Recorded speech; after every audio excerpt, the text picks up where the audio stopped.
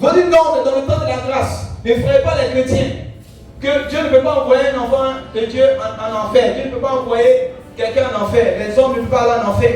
Que quand vous prêchez l'enfer dans l'église, vous effrayez les âmes. Ils vont partir là où il y a climatiseur, il n'y a pas la chaleur. Est-ce que vous comprenez? Où il y a le message de climatiseur. Le message qui te met à l'aise. Le message qui est comme l'alcool qu'on met sur une peau qui n'a pas de plaie. Et quand on met l'alcool sur une peau qui n'a pas de plaie, c'est glacé. Mais lorsqu'il y a une plaie, là où on va mettre l'alcool, le visage commence à se serrer. Écoute-moi, c'est une bénédiction pour toi de te trouver dans une église où on prêche des messages, il faut que ton visage se froisse. Yes. Parce que quand ton visage se froisse, c'est la preuve que l'alcool a touché une plaie. Or, quand l'alcool vient toucher la plaie, c'est pour guérir la plaie. Amen. Qui a dit Amen? Amen.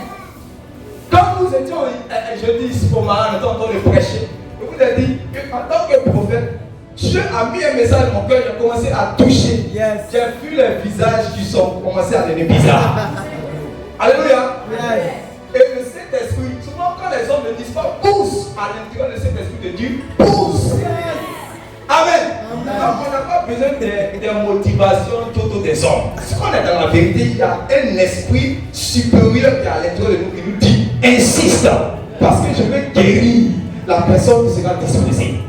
Je veux transformer des vies. Et quand on a commencé à prêcher, après le message des gens sont venus. Ah, vraiment, ce que tu as dit là, c'est la vérité. Voilà, c'est pas facile, hein, mais en tout cas, voilà. Vous savez, on n'est pas appelé par Dieu pour venir dire aux hommes ce qu'ils veulent entendre. Amen. Amen. Yes. On est appelé par Dieu pour venir dire aux hommes ce qu'ils ont besoin d'entendre de la part de Dieu. Yes. Amen. Amen. On dit la parole de Dieu.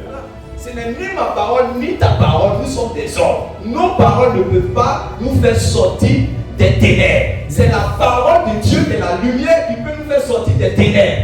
Et moi, je ne suis qu'un messager qui dit ces paroles. C'est pour cela que le Seigneur Jésus, l'homme de miracles, pendant que tout le monde est en train de l'accompagner, il guérit des malades, il guérit des captifs.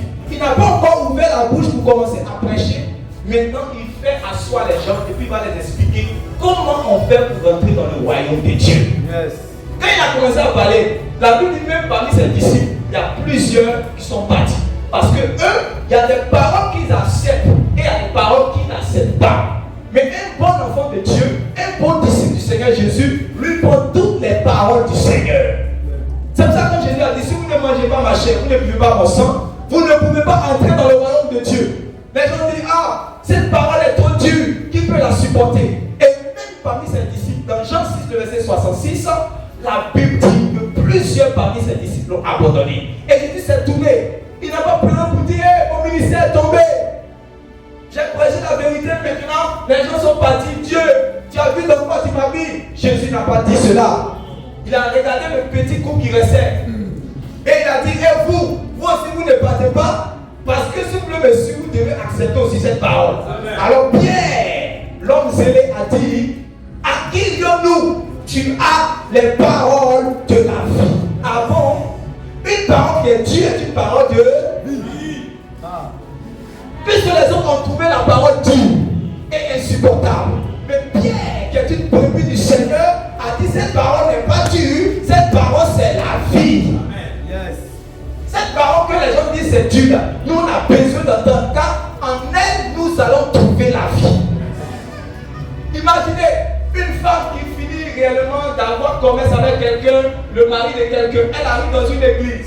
Au lieu qu'on l'interpelle pour lui montrer le chemin de la vie, on lui dit dans 3 jours tu seras béni, ton commerce va marcher, tu auras 4 visas et tu vas faire Dubaï, Abidjan, Paris, Washington, tout ce qu'on lui dit. Est-ce que ça c'est l'amour de Dieu pour elle? Non.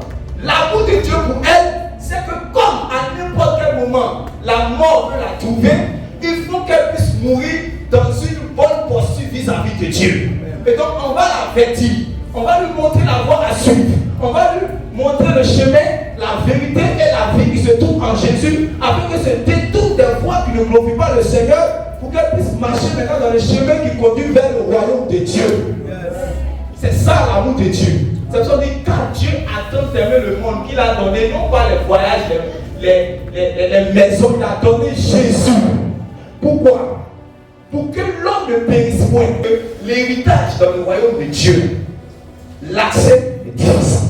C'est pour ça que, je prends l'exemple. Si vous avez un enfant de CP1, parce que je dis aujourd'hui c'est l'introduction du message, donc il faut que je pose des fondements.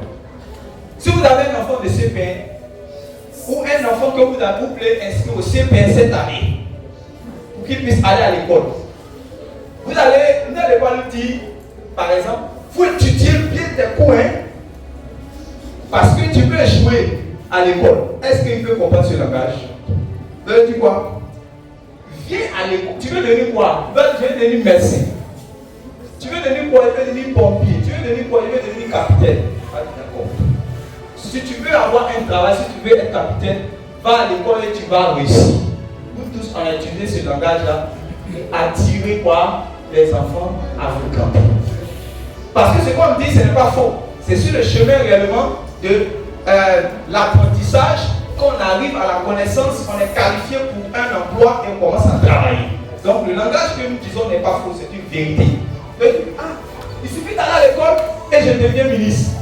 Il est motivé à venir. Qui a dit Amen? Amen. Mais quand il commence les cours, qu'il arrive au CP1, il voit qu'il y a des conjugaisons qui sont là. Il dit, c'est plus moyen de jouer à la balle. Il commence maintenant à conjuguer. Et quand on va arriver au CM2, le papa qui lui disait, viens à l'école, tu vas réussir. Il lui dit, écoute, il faut commencer à étudier, parce qu'à la fin, il y a examen. Il avait dit parce que, en fait, tous ceux qui vont à l'examen ne vont pas nécessairement réussir. Il y a d'autres qui vont échouer et il y a d'autres qui seront qualifiés à réussir. Et c'est ainsi que le royaume de Dieu aussi est fait. Beaucoup sont appelés, mais peu sont élus. Quand on appelle, il y a un message que tout le monde peut comprendre naturellement et facilement. Viens à Jésus et tu seras sauvé. Amen. Viens à Jésus tel que tu es. Si tu es prostitué, si tu es bouteur, si tu es fornicateur, si tu es adultère, le royaume de Dieu réellement a été fait pour toi. Jésus-Christ a déjà payé le prix. Viens et tu seras sauvé. Nous tous on a prêché cela et c'est la vérité. Amen. Parce que personne ne paye pour son salut. Un seul a payé, s'appelle Jésus-Christ. Donc le salut est gratuit parce que quelqu'un a déjà payé pour toi. Maintenant, quand les gens maintenant suivent le Seigneur qui a dit, venez à moi, vous tous qui êtes fatigués et chargés, je vous donnerai du repos. Quand les gens maintenant continuent de le suivre, lui qui a dit, je suis la vie, celui qui croit en moi, il ne va pas passer au jugement. Il est déjà passé de la mort à la vie. Donc les gens commencent à le suivre. Arrivé à certain moment, si vous lisez dans Luc chapitre 14, à partir du verset 25, la Bible dit, une grande foule suivait le Seigneur et se tourne vers la grande foule et lui dit, si quelqu'un veut venir après moi et qu'il ne renonce pas à sa propre vie, il ne peut pas être bon. Tu ne l'as pas dit ça, Tu nous as dit que tu es la vie. Si on croit en toi, on ne va pas passer au jugement. On est passé de la mort à la vie. Automatiquement, c'est le suivre. Maintenant, tu nous dis que quand on doit te suivre, on doit haïr sa propre vie.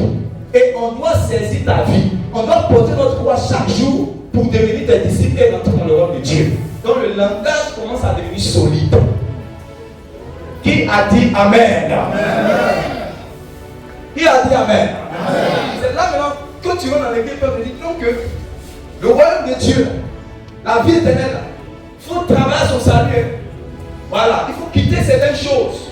Il ne faut pas réellement écouter les gens qui te disent oui, quel que soit le métier que tu fais, même si tu danses, tu es structuré dans bar, si tu es DJ dans bar, si tu crois au Seigneur Jésus que tu as été baptisé, c'est fini. Non. Rentrez dans le royaume des cieux. Je vais vous montrer un exemple. Qui est bien. Si je vais lui donner cet instrument, c'est-à-dire le micro qui est là, je vais lui donner gratuitement. Regardez, je décide de lui donner ce micro-là gratuitement. Et quand je lui donne, regardez, il doit faire un effort pour prendre. Amen. Est-ce que vous voyez? Il doit faire un effort pour prendre. S'il ne fait pas d'effort, le micro va tomber. Yes. Est-ce que vous voyez? Amen. Donc il y a un effort que celui qui reçoit le don gratuit doit consentir. Yes. Et si réellement il ne fait pas d'effort pour recevoir la chose, pour garder la chose, alors en fait la gratuité du don, ça sera vain. Yes. Est-ce que vous comprenez? Est-ce que vous comprenez? Amen. Je donne un autre exemple. Supposons que celui qui est là est comme un arbre qui est dans un jardin public. Voilà. Quand on dit jardin public dans une cité, ça c'est pour tout le monde. Hein? Donc il y a un manguier. C'est le manguier qui est là. Et il y a des mangues sur le manguier et les mangues sont gratuites puisqu'il n'y a pas de propriétaire. Amen. Ce n'est pas les mangues qui sont en plantation de M. Yao. C'est jardin public où il y a un manguier qui est là et les mangues sont gratuites. La saison avril-mars est arrivée, on va aller manger. Amen. Maintenant, ce manguier là, supposons que sur ce manguier il y a quoi? Les épines. Les épines sur quoi? Le manguier. De sorte à ce que celui qui veut aller cueillir la mangue est obligé de pouvoir traverser le tronc épineux du manguier et aller maintenant saisir le fruit qui est là-bas. Yes. Celui qui est garçon, que sa maman l'a bien accouché et qui va se lever pour grimper, quand il va finir réellement de monter sur le tronc épineux et qu'il va aller prendre le fruit, il va descendre, il y aura quoi sur son corps? Quand il va descendre avec réellement quoi? La mangue, on va dire qu'il a payé le prix. Pourtant la mangue était gratuite. Comprends maintenant? C'est pour cela Jésus, quand il arrive dans Apocalypse, regardez son langage. À celui qui vaincra, je donnerai la couronne de vie. Pourtant il a dit au début, si tu crois en moi, tu as la vie. Mais quand il arrive dans Apocalypse, il dit si tu as vaincu, parce qu'en réalité dans le chemin qui mène à la vie, il y a un monde à vaincre. Il y a un Satan à vaincre. Il y a les démons à vaincre. Il y a le péché à vaincre. Il y a la chair à détruire. Celui qui n'est pas un vainqueur, il n'est pas propre au royaume de Dieu. Est-ce que vous voyez? Donc, les deux langages sont bibliques. Mais il faut mettre les deux ensemble pour que la vérité, la pensée de Dieu soit communiquée aux gens pour qu'ils puissent avoir une vision claire par rapport à leur entrée dans le royaume de Dieu. Amen. Tu peux t'asseoir. On acclame le Seigneur. S'il y a un prédicateur sur la terre qui a le plus prêché l'enfer, il s'appelle Jésus-Christ de Nazareth. Yes. J'ai lu le Nouveau Testament, j'ai écouté les paroles du Seigneur. Et quand j'ai regardé les paroles du Seigneur, j'ai vu qu'il a été le prédicateur qui a parlé de l'enfer plus que tous les prédicateurs de la Bible. Pourtant, c'est lui qu'on appelle la grâce de Dieu. Tout à l'heure, vous avez lu le passage, vous avez vu, non? Yes. Yes. Ok, on va aller encore pour voir.